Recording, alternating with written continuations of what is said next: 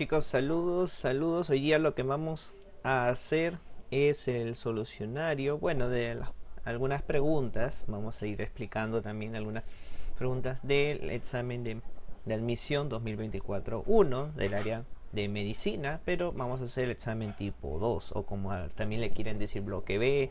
Ya saben que quien les habla es su bioprofe Free. Entonces, Vamos con vamos a mencionar algunas preguntas que han sido para que ustedes lo puedan responder y también algunas que han podido quedar así en confusión, como por ejemplo la 91, que es la primera pregunta, que vino lo que es un cladograma.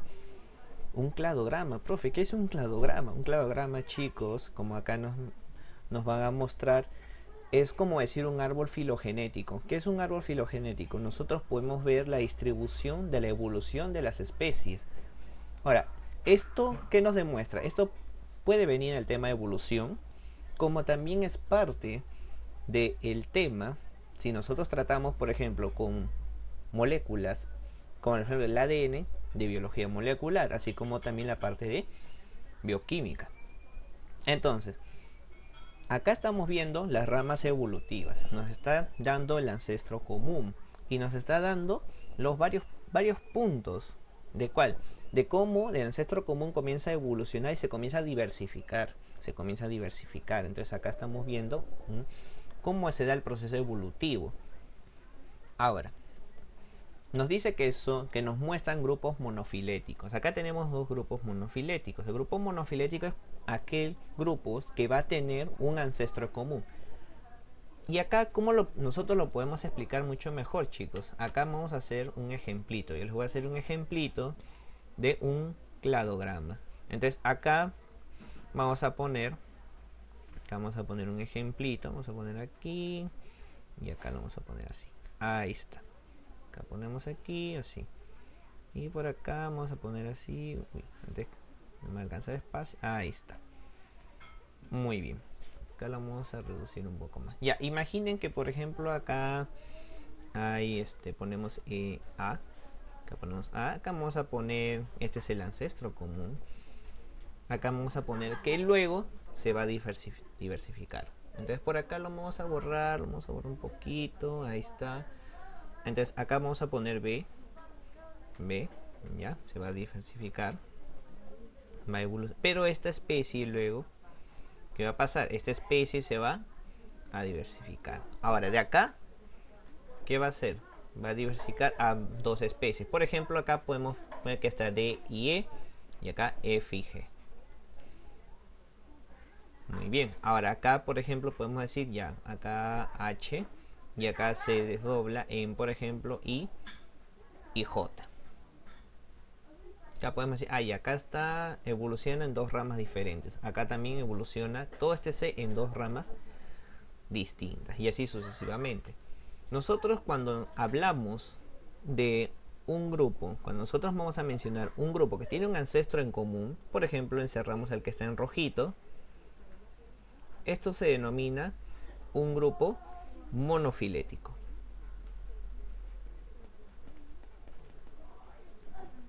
Ahí está. Luego tenemos un grupo que se denomina el grupo parafilético. Y el grupo parafilético es aquel grupo que comparte el ancestro común, pero los demás descendientes no lo comparten. Por ejemplo, este de acá. Este de acá que tenemos, este es un grupo parafilético. Comparte el ancestro en común, pero como ven, los descendientes ya no comparten los ancestros que estamos viendo acá en lo que hemos encerrado en rojo. Entonces, acá tenemos ¿qué? Acá tenemos un grupo parafilético. Luego, chicos, acá vamos a tener los famosos grupos polifiléticos. Los grupos polifiléticos son aquellas ya especies, por así decirlo, que ya no tienen muchas descendencias, ya no tienen antepasados en común o ancestro en común. Por ejemplo, acá vamos a tener el D con el G, o bueno, el D con el I, por ejemplo, es un ejemplo. O sea, ¿qué quiere decir? Se ha diversificado, entonces no hay una relación directa, Entonces, acá ¿qué decimos? Ya, estos son grupos polifiléticos. Muy bien, entonces por acá lo vamos a poner grupos, un grupo polifilético. Ahí está. Profe, ¿qué son los grupos hermanos? Los grupos hermanos, chicos, son aquellos grupos en el cual van a tener un ancestro, pero un ancestro inmediato común. O sea, por ejemplo, de acá, ¿quién tenemos? C. ¿Qué decimos? Que de C ha evolucionado E, F, G y luego D y E en otra ramificación diferente. Entonces, ¿qué podemos decir? F y G son grupos hermanos. O sea, son hermanos, porque son especies, por así decirlo, cercanas. Son especies cercanas. Por ejemplo, ¿qué podríamos decir acá? El mono del viejo mundo y mono del nuevo mundo, como ven, se comparte este punto, que es un ancestro no tan antiguo, pero es un ancestro entre ellos dos. Entonces ellos dos son grupos hermanos. Acá, por ejemplo, ¿qué vamos a tener? El gibón. No podríamos decir por qué, porque no tiene la misma ramificación que el caso del orangután, igual que no podemos decir el gorila. Acá, ¿qué tendríamos? Por ejemplo, este es un grupo monofilético. Un grupo monofilético que estamos viendo acá, porque acá tiene un ancestro en común. Acá están teniendo un ancestro común. Entonces, todo esto que observamos, que deriva un ancestro común, es un grupo monofilético. En cambio, miren, acá sí podemos observar algo. Acá observamos el bonobo y el chimpancé. Acá en el caso del bonobo y el chimpancé sí son grupos hermanos, porque como ven, tiene un ancestro en común inmediato. Entonces, tienen, o sea, de qué especie están derivando. Entonces, acá sí se considera grupo hermano. Muy bien. Entonces, esto, como ven, observan chicos, se llama un árbol filogenético o un cladograma. Entonces, ¿qué nos dice? ¿Los gorilas son un grupo hermano de los seres humanos? No. Vemos que los gorilas están un poco alejados del ser humano. B. ¿Los monos del nuevo mundo son un grupo hermano de los gibones? No. Miren cómo está alejado los monos del nuevo mundo con el caso de los gibones. No derivan de los puntos de intercepto. Acá tenemos un punto y acá miren. Entonces no es tan. A pesar que acá podemos ver que puede haber una cercanía, pero tenemos que ver las especies que han dado origen. Los bonobos son un grupo hermano a los chimpancés. Acá sí vemos, miren. Acá sí vemos. Es un grupo hermano. Vamos a ver con la D. ¿Los bonobos son el ancestro común de los orangutanes? No, chicos, miren, no ni siquiera es el ancestro. Miren, están como decir en la misma época prácticamente. ¿Los monos del viejo mundo son el ancestro común de los seres humanos? No, miren chicos. Actualmente hay especies de monos del viejo mundo. Entonces no pueden decir, son unos ancestros comunes. Entonces, ¿qué decimos? Nuestra alternativa sería la letra C de casita. Entonces, recuerden esa importancia, chicos. Es la primera vez que está viniendo cladograma. Que está viniendo un cladograma. Y este tema se toca en la parte de evolución. Este es un tema que vemos la clasificación de las especies, en tanto de taxonomía o también denominado sistemática. Pasamos a la siguiente, chicos, que nos dice: el sistema circulatorio que se aprecia en la figura corresponde a un animal cuya circulación es... Primero vamos a chequear. Nos dice un ventrículo y una aurícula. ¿Eso es característico de quién? Los peces. Que recordar que en los peces, nuestros amigos los peces, tienen una aurícula y un ventrículo. Muy bien. En cambio, recuerden que en los anfibios, en los reptiles, ellos van a tener dos aurículas y un ventrículo. Profe, ¿todos los reptiles? No, excepto los cocodrilianos. Los cocodrilos, chicos, vamos a poner acá, excepto cocodrilos. Los cocodrilos tienen, en vez de un solo ventrículo, tienen, como las aves y como los mamíferos, dos aurículas y dos ventrículos. Por ende, van a tener ya una diferencia en los demás reptiles. Entonces acá ponemos cocodrilianos. Vamos a poner acá cocodrilos, que van a tener lo que es dos aurículas, dos ventrículos. Ahí está. Vamos a poner otro color mejor, ¿ya? Ahí está. Vamos a poner acá de otro color porque también recuerden que cocodrilos, cocodrilos, también tenemos aves y mamíferos. Muy bien. Como les había mencionado, chicos, tienen dos aurículas y dos ventrículos. Muy bien. Como ven, chicos, acá estamos viendo una circulación que solamente se da a nivel de los capilares. Como se está dando a nivel de los capilares, entonces nosotros decimos que es un sistema cerrado. ¿Cuándo sería un sistema abierto? Cuando la sangre, la circulación de la sangre baña, por ejemplo, los tejidos, los demás tejidos u órganos de, por ejemplo, los animales. Entonces acá vemos que tiene un circuito cerrado, por así decirlo, un circuito, o sea, es como decir una pista cerrada. Entonces, ¿qué va a pasar? Ya, no es un sistema abierto, es un sistema cerrado. Vemos que también es simple, ¿por qué? Porque está conectado de frente el ventrículo con la aurícula. Y aparte, es también un sistema completo. ¿Por qué decimos completo? Porque no hay mezcla del oxígeno, de la sangre oxigenada con la sangre no oxigenada, cosa que sí pasa en los anfibios. En los anfibios que tienen dos aurículas y un ventrículo sí va a haber. Se van a mezclar ¿en dónde? A nivel del ventrículo. A nivel del ventrículo la sangre oxigenada con la no oxigenada se van a mezclar. Entonces nuestra alternativa de la siguiente pregunta sería la A. Sistema cerrado, simple y completo. Pasamos a la siguiente pregunta, chicos, y para eso tenemos que acordarnos la ley de Chargaff. La ley de Chargaff. Entonces, ¿qué nos dice la ley de Chargaff? Hay una mnemotecnia, chicos, para que siempre se acuerden. Entonces, aplicamos la mnemotecnia, que sería amigo, a mí, ponemos acá, amigo, igual cuídate. Ustedes que siempre se preocupan por sus amigos, chicos, tanto cuando van a estudiar, cuando van a ingresar juntos. Entonces, ahí está, amigo, cuídate. Y sobre todo, amigo, no llegues tarde también al examen. Tienes que levantarte temprano. Muy bien, entonces, chicos, recordemos que la ley de Chargaff, ¿qué me dice?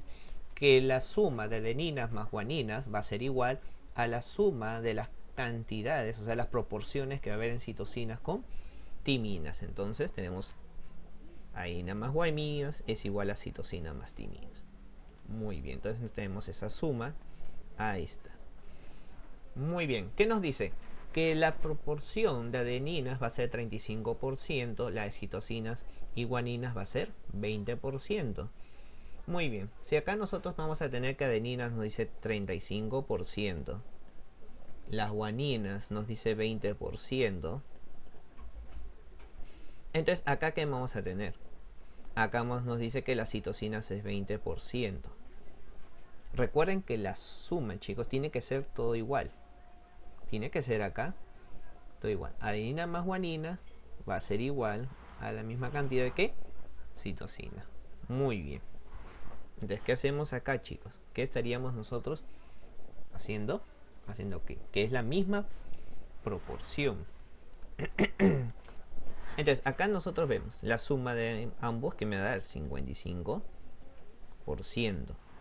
Ahora, hay que recordar también este punto importante.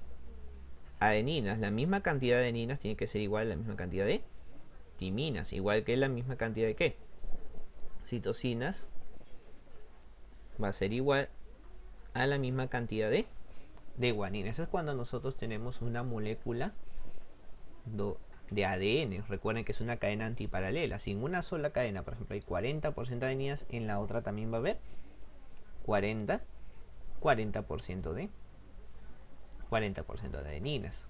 Igual, recuerden que en este caso, en las proporciones, todo tiene que sumar un 100%. Todo tiene que sumar un 100%. Entonces, chicos, como vemos, eso se tiene que cumplir. Ahora, vemos acá que hay 55%. Y acá, profe, si se cumple eso, entonces acá 35% también. Pero miren chicos, acá sería 55%, acá sería 55%. Se está pasando, o sea, 110%. El límite que debe llegar en la ley de Chargaff es esta proporción. Si es 50%, la suma de estos dos también debe ser 50%. Ah, profe, entonces acá no es 35.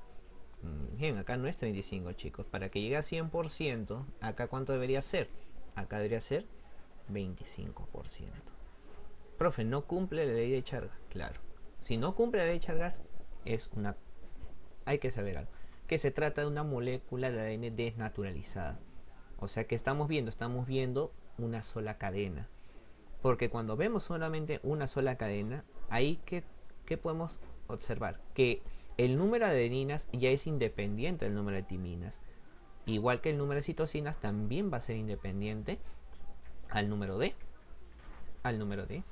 lo que es guaninas. Entonces, ¿qué tendríamos nosotros? Tendríamos que la proporción no lo cumple y estaríamos hablando de una cadena de ADN, o sea, un ADN desnaturalizado. Recuerden que un ADN desnaturalizado es cuando pierde su estructura compleja, o sea, la estructura, lo que es alfa hélice, la que es estructura escaleriforme, también como se le conoce, pierde esa estructura. Como en las proteínas de estructura terciaria, cuando pasa un proceso de desnaturalización, pasa a una estructura secundaria y luego a una estructura lineal, que es una cadena de aminoácidos. Entonces nuestra alternativa, chicos, sería la D. No cumple con la ley de Chargaff y tenemos 25% de timinas. Muy bien, chicos, acá justo de genética, como habíamos visto también en nuestra biomaratón, que habíamos hecho genética. Acá justo vino más sencillito incluso. Nos dice, respecto de la hemofilia, ¿cuál es la probabilidad de que una pareja sana, en la que la mujer es la portadora del gen de la hemofilia, tenga un hijo hemofílico? Entonces, chicos, hay que recordar este cuadrito. Hay que recordar nuestro cuadrito. En el caso acá tenemos los genes. Primero vamos a poner acá los genes, ¿ya? Acá vamos a poner el genotipo. Acá genotipo. Muy bien. Acá vamos a poner el genotipo.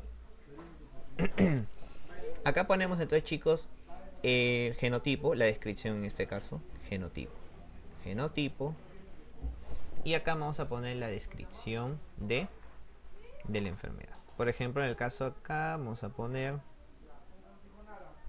ahí está, acá vamos a poner, porque hay que recordar un punto muy importante en el caso, por ejemplo, del varón, que ahorita vamos a ver. Ahí está. Muy bien, acá también faltó hacer la división. Listo, ahí está. Muy bien, el genotipo, chicos, hay que recordar que en el varón, vamos a escribir acá el varón. Acá va a ir el varón, acá va a ir el varón, y acá la mujer. Ahí está. Recordemos que nosotros vamos a tener siempre, el varón va a tener cromosoma X y también el Y. En el caso de las mujeres va a tener los cromosomas sexuales X y X. Entonces acá ponemos, chicos, X y Y. Acá también X y Y. Acá X, X, X, X y acá también X. Muy bien. Chicos, recuerden que acá estamos viendo lo que es ya herencia ligada al sexo. ¿Qué quiere decir? Que determina el genotipo de la enfermedad. Acá vamos a ver que para que se exprese la enfermedad tiene que ser mediante alelos recesivos. Entonces, ¿cómo yo represento la hemofilia, profe? Con una H. Una H mayúscula cuando es el alelo dominante y una H minúscula cuando es recesivo. ¿Cuándo se expresa la enfermedad? Cuando es el alelo recesivo. Entonces acá tenemos, por ejemplo, H mayúscula, acá H mayúscula, H minúscula, acá H minúscula y H. Profe, ¿por qué al Y no le pone? Porque recuerden que el cromosoma Y es como decir un cromosoma así atrofiado y no va a llevar este tipo de alelos. Solamente depende del cromosoma X. ¿Qué quiere decir? Que el varón es más propenso a sufrir la enfermedad. Entonces, cuando los alelos, en el caso de la mujer, ambos son dominantes, acá estamos hablando de una mujer completamente sana. Acá, cuando vemos que tiene un alelo recesivo, pero tiene también un dominante, entonces acá también es una mujer sana, pero portadora. Mujer sana, portadora. O sea, portadora de la hemofilia. Que quiere decir que a la descendencia sí le puede pasar. Y acá tenemos, en el caso, mujer con hemofilia. Hemofílica. Por ende, acá en el varón es más drástico, es 50-50%. Acá es varón sano, acá es varón sano, y acá es varón hemofílico. Ahí está. O sea, ¿qué quiere decir? El varón o es o no es, chicos. O sea, así una de dos. En cambio, acá la mujer sí tiene más probabilidad de estar sana. Muy bien. Entonces, ¿qué nos dice? Nos dice cuál es la probabilidad de que una pareja sana, en la que la mujer es portadora del gen de la hemofilia, tenga un hijo hemofílico. Entonces, el varón es sano. Ya sabemos cuál es su genotipo. X, acá H mayúscula, y ponemos acá por. Y tenemos acá, nos dice la mujer es sana, pero, tenemos que es portadora. Entonces, X acá y acá X.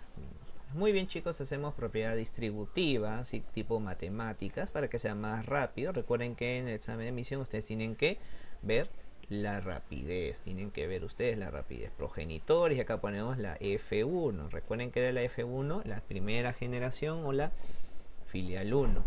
Entonces acá, ¿qué tenemos? Vamos a poner acá, primero le hemos puesto rojito, entonces acá XH, acá X, tenemos acá XH, el segundo, tenemos acá XH. Ahora acá vamos a tener el otro, lo vamos a hacer de otro color, el Y, ahí está, y acá el Y. Muy bien, ahí ya salieron las mujeres, ahora acá salen los varones. Ahí está, ahí está. Listo, miren, chicos, ya tenemos los 4 posibles descendientes. Ahora nos dice, ¿cuál es la probabilidad de que una pareja sana en la que la mujer es portadora del gen de la hemofilia tenga lo que es un hijo hemofílico? Nos está diciendo un hijo. Entonces, cuando nos dice un hijo, chicos, no nos dice un hijo, normalmente para especificar esta pregunta nos tendrían que decir si fuera solamente los varones. Pero nos dice cuál es la probabilidad entonces de que tenga un hijo hemofílico. Estamos viendo acá que acá sale sano, pero portadora, acá sale sano. Entonces, ¿qué podríamos decir nosotros? Nosotros podríamos decir que todo esto de aquí sería un 75% de probabilidad de que no tenga hijos hemofílicos. Pero ¿cuál sería la probabilidad de que tenga un hijo hemofílico? Entonces la probabilidad sería, acá tenemos el 25%. Ahí nosotros estaríamos teniendo el 25%, la probabilidad de que tenga un hijo hemofílico. Si me dijera un hijo varón, si dijera cuál es la probabilidad de que uno de los varones salga con hemofilia, entonces ¿qué agarraríamos? De los dos posibles varones, o sea, del 100% de varones, ahí ya sería el 50% de probabilidad. Pero en este caso nos está diciendo en general, entonces sería 25%. Muy bien.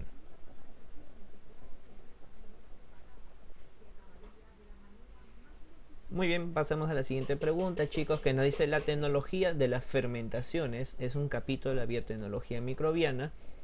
Su objetivo es producir biomasa microbiana. Biomasa, chicos, se refiere a aumentar la cantidad poblacional, o sea, la cantidad de los individuos. O sea, que por ejemplo, si imaginen que tienen 10 perros, entonces incrementar la biomasa, o sea, que haya más cantidad de individuos de la misma especie. Entonces, usando un equipo llamado bioreactor, al cual se le agrega una serie de sustratos orgánicos e inorgánicos para que a partir de un inóculo de microorganismos, inóculo es un pequeño grupo de microorganismos, se obtenga el producto. O sea, ¿cuál es la idea? De que la cantidad de microorganismos que se está inoculando se aumente la población de estos microorganismos. Entonces, ¿qué características los seres vivos se están manifestando prevalentemente durante este proceso. Irritabilidad no podría ser, porque recuerden que irritabilidad es una respuesta inmediata ante un estímulo. Por ejemplo, si alguien se quema la mano, ¿qué vas a hacer, chico? ¿Vas a sacar tu mano de ahí? ¿O no lo vas a dejar ahí que se tueste tu mano y que parezca mano a la parrilla? No. Entonces, tenemos organización. Todos los seres vivos tienen un distinto tipo de organización, pero acá no estamos hablando de organización. Adaptación. Adaptación es en los cambios que un ser vivo se acostumbra, o sea, se adecua a su medio durante un periodo de tiempo. El movimiento, ¿qué es? El movimiento es el desplazamiento de un ser vivo de un punto a otro punto. Entonces, ¿quién sería nuestra alternativa? Crecimiento, porque acá va a crecer, los microorganismos van a comenzar a crecer en número de individuos, o sea, va a haber un crecimiento poblacional, porque estamos dándole un ambiente rico ¿en qué? En materia orgánica y materia inorgánica. Muy bien. Nos dice la siguiente: señale en cuál de los siguientes organismos coincide el nivel de organización celular y el individual. Siempre como le explico a mis alumnos, chicos. Acá hay una coincidencia siempre. ¿Y quién es? El nivel de organización celular. Estamos hablando ya de las células. Células. Ahí no podemos decir, no, profe, ellos sí cumplen su propia función. No, ellos ya es el nivel biológico. Ahí estamos hablando de nivel biológico. Pero recuerden, chicos, que hay organismos, o sea, completos, que son unicelulares. ¿Quiénes son? Nuestras amigas las bacterias, principalmente. Las bacterias. Recuerden que las bacterias son organismos, aparte de ser celulares, así como también los protistas, los protozoarios, son nivel individuo. O sea, ¿qué quiere decir? Que cumplen sus funciones. Son organismos propios. En cambio nosotros no, porque nosotros somos multicelulares. Profe, acá no hay bacterias ni protistas. Recuerden que acá estamos viendo un individuo del reino hongo que es unicelular también. ¿Quién es? La levadura. La levadura, chicos, también es un unicelular. Y por ende, ¿en qué estaría clasificado? En el nivel celular y en el nivel de individuo. Recuerden que en el nivel de individuo también vamos a encontrar a las bacterias, vamos a encontrar a los protozoarios y a las levaduras. ¿Por qué? Porque aparte de ser solamente una célula, ya son organismos, ya son organismos pero unicelulares.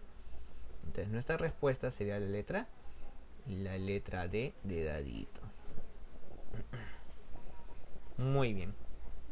Seguimos para la siguiente pregunta, que sería ya la última que estamos haciendo en este pequeño solucionario de biología. Y nos dice: un estudiante de biología colecta un gusano en las orillas de un río. Le realiza una disección y observa que el cordón nervioso es de posición ventral. ¿Qué tipo de sistema nervioso presenta este animal? Muy bien, este es el sistema nervioso, chicos, característico. Nos dicen gusano. Ya. 3 posibilidades. Si en esa orilla del río, normalmente aquí vamos a encontrar a lo que es, por ejemplo, a los anélidos. Vamos a encontrar anélidos y en otra ocasión, a veces en orillas, pero de playas, en zonas a veces que puede estar ocultos, vamos a encontrar poliquetos sobre todo. Pero estamos hablando ahí de anélidos, Entonces, ¿cuál es la característica de los anélidos, chicos? Vamos a dibujar aquí un anélido. En el caso de los anélidos, van a presentar un sistema nervioso ganglionar. ¿Qué quiere decir? Va a estar ramificado. El sistema nervioso ganglionar va a estar ramificado a través de todo el organismo.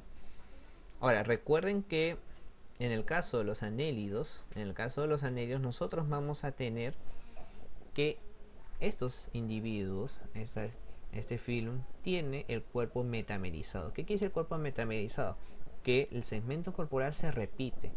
Se repiten las mismas porciones ¿de qué? De órganos. Por ejemplo, vamos a encontrar el tubo digestivo, que se expande a través de todo el cuerpo. Vamos a encontrar vasos laterales. Vamos a encontrar, por ejemplo, los vasos dorsales también, los vasos dorsales. Y también vamos a encontrar las divisiones de los corazones. En cada segmento del cuerpo vamos a encontrar los parte de los corazones. Entonces, en el caso de la lombriz de tierra, que es el ejemplo más conocido, nosotros vamos a encontrar que va a presentar un sistema nervioso ganglionar, porque acá estamos viendo la ramificación de ganglios nerviosos. Acá estamos viendo la ramificación de los ganglios nerviosos. Y recuerden que el cuerpo de ellos es siempre metamerizado. Entonces cada segmento va a dar origen a una repetición de la distribución de los órganos. Entonces nosotros vamos a tener un sistema nervioso ganglionar, a diferencia de los platelmintos. En el caso de los platelmintos vamos a observar que un sistema nervioso todavía primitivo, o sea, no hay un cerebro propiamente dicho, pero observamos en forma de escaleriforme. Ahí, por ejemplo, también observamos un sistema nervioso ganglionar, porque vemos a ver un ganglio nervioso que funciona como cerebro en el caso de los platelmintos. Muy bien, chicos, y hasta aquí estaríamos llegando con las preguntas que sí o sí debiste responder en el bloque A. Como han visto, prácticamente en el bloque 2 no ha venido mucho anatomía, a diferencia del bloque B, el bloque B y el bloque C, que sí los reventaron con full anatomía. Creo que se equivocaron ahí a hacer preguntas, pero ha venido preguntas accesibles para que ustedes puedan asegurar esa vacante. Muy bien, chicos, nos vemos en un siguiente video, en una siguiente oportunidad, en un seminario. Felicitaciones a los chicos que hayan podido ingresar y nos estaríamos viendo en una siguiente oportunidad. No se olviden dejar en los comentarios qué tal te pareció este examen. Facilito, difícil, para la próxima será. Entonces nos estamos viendo, chicos, cuídense.